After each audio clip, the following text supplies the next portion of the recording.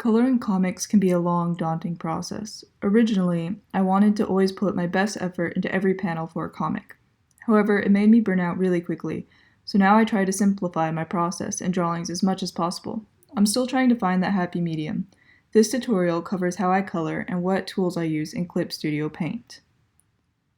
When coloring a comic, you're going to be creating the same character over and over again, which means you'll be using the same colors many times. So one of the first steps in making a colored comic is deciding which colors you're going to use. I typically try to keep my initial concept down to 6 colors or less per character. By this, I usually don't include the colors for full outfits. There's no problem with doing more colors, but there is a relation to how many colors you have and how long it takes to color something. After choosing colors, you can then save them for easy access in a color preset. The color presets can be found by clicking on the third tab above the color wheel. From here, clicking on the long bar will open up all of your current color presets. Select the wrench icon next to the bar in order to bring up the settings window. You can then add new settings or duplicate a set that you already like.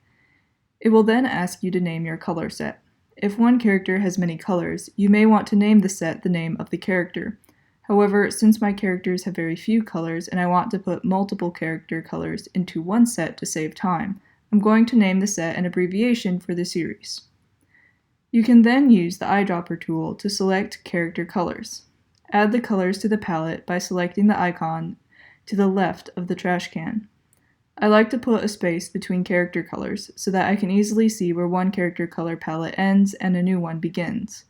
To do this, select the most left color in the palette, then the empty grid under your 2 working colors, and then add the color. So here I have a palette with 3 characters.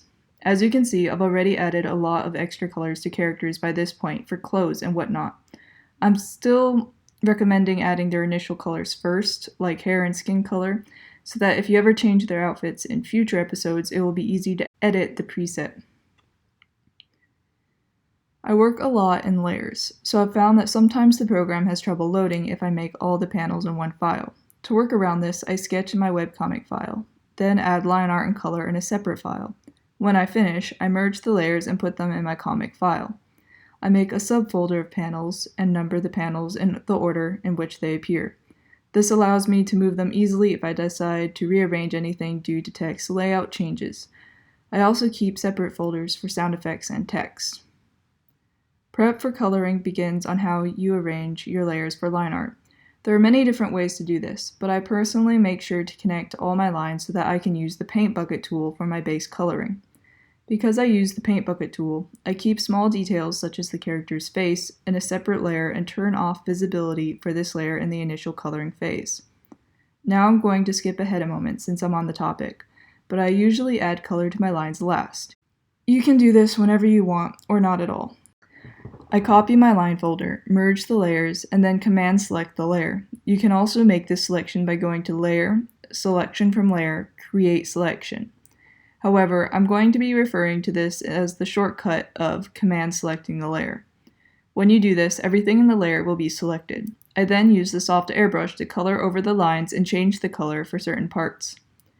For most of this, and a lot of other parts of drawing panels, I usually don't try to be too precise, especially if it's not an important moment in the comic. Likely, people will not be spending too much time looking at one particular picture as they scroll through the comic. For base coloring, I add the colors that are saved in the preset I made before, and color in any additional objects.